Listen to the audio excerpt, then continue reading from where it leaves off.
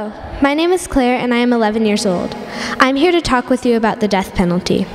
Some of you are probably thinking, wow, that's a pretty harsh topic for a 5th grader. Others of you might be wondering what the death penalty is, or you might be conflicted as to whether it's right or wrong. So what exactly is the death penalty? It's when somebody commits a crime so bad that they deserve to be killed. That's what the average politician will tell you.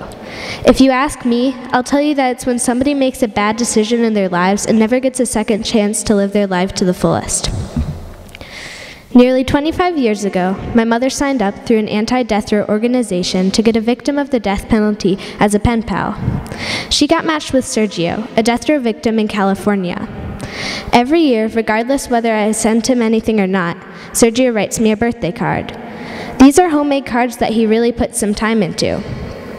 Somebody who has been in prison for years and still takes the time to write a card to somebody he barely knows once a year must have lots of compassion. So why are they stuck in prison? To learn from their mistakes? Because to me, that's not learning at all.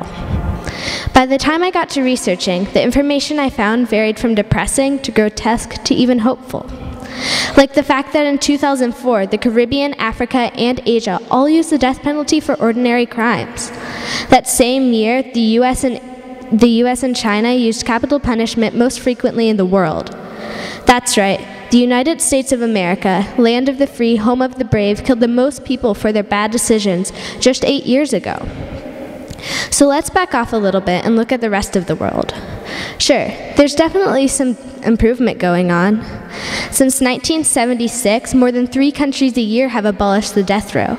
And right now, 75 countries and territories refuse to impose execution for any crime. Yet those that still use this arbitrary practice make the most of it. Out of the countries that still use capital punishment, or the death penalty, 5 use lethal injection, like the United States. Lethal injection is when a victim of the death penalty is injected with poison, like a shot, except this one is intended to kill you. 73 countries use firing squads. A firing squad is when people shoot criminals to the death with guns. 58 countries hang victims. 6 stone human beings. Stoning is when people are thrown with stones until they die. And 3 behead mere criminals. Compared to the other methods, lethal injection may seem pretty minor, but studies show that it's anything but. The chemicals just paralyze you so you can't scream in agony. Above all, studies show that areas that don't use the death penalty experience less murders. I don't know about you, but all of those things make me wonder if abolishing the death row is even a question. From my topic mentor, Edward Chapman, I learned what it's really like to experience these horrors. Edward Chapman was on death row for 15 years. He was wrongly convicted of a crime he never committed, and the police hid his evidence.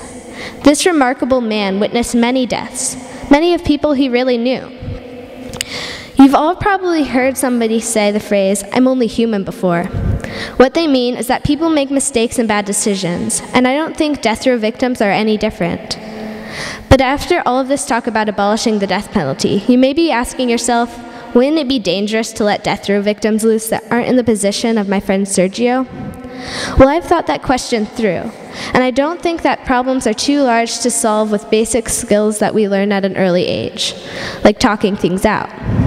In an ideal situation, I would see a death row victim getting together with a close relative of a person hurt or killed and having a regular face-to-face conversations about how these tragic events have made an impact on each of their lives. I think that having a relationship with somebody who has been equally affected by your actions can really make you rethink what you've done. After looking at all of this, I think I truly began to grasp just how awful the death row is, and I hope you are too. Because that's why I'm here, to raise awareness of the death penalty and to let you know how you can help. You may be wondering why I didn't just say that my goal is to abolish the death row. As far as I'm concerned though, raising awareness is a pretty big part of the big picture.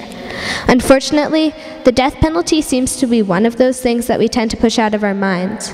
So my goal is to bring it back into focus. You're right, I probably am pretty young for such a big subject. But that just gives you all the more reason to take charge. So spread the word.